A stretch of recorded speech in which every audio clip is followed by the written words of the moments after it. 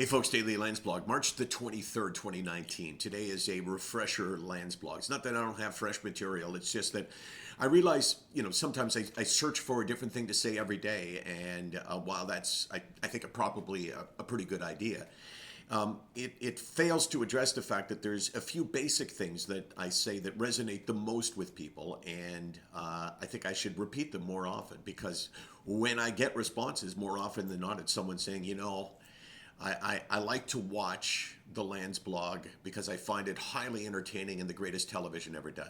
Nobody has ever said that. But what people say is that they feel like they're understood and they feel like they're not alone in their struggles and that somebody gets them. So I was thinking, I don't know, earlier today, I wasn't feeling that great. And I thought, okay, you got to put this into words. So what kind of it didn't overcome me because I'm not at that stage now. I'm doing pretty well, and when I do slide, it's not being overcome, but it's like I was affected by this, and it was this sense of looking ahead to things in my life, either in the short term or the long term, and not getting what normally for me would be a little bit of a rush out of it, where you go, hey, I have this to look forward to and that, and I have this blessing and that blessing in my life.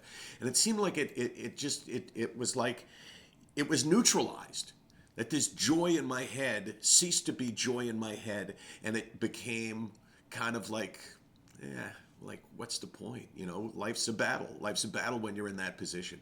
So I want you to know that when you think that you're the only one, when people suggest to you that you should be celebrating your blessings, when people make you feel like you're not entitled to have this feeling of depression and the loss of the ability to experience joy, when people make you feel like that, I'm here to tell you that they have no right to do that. You do not choose that, and it often has nothing to do with your circumstances. So I'm here to tell you that. I'm here to tell you that, yeah, it affects my self-esteem a lot.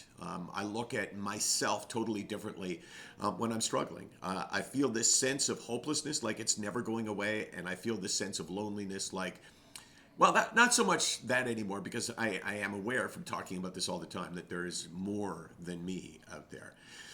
So that's when I feel on a bad day. And if it helps you to know that somebody else is feeling the same thing, then I'm glad to share it. And I can't say I'm glad to be there with you because I really wish I wasn't there.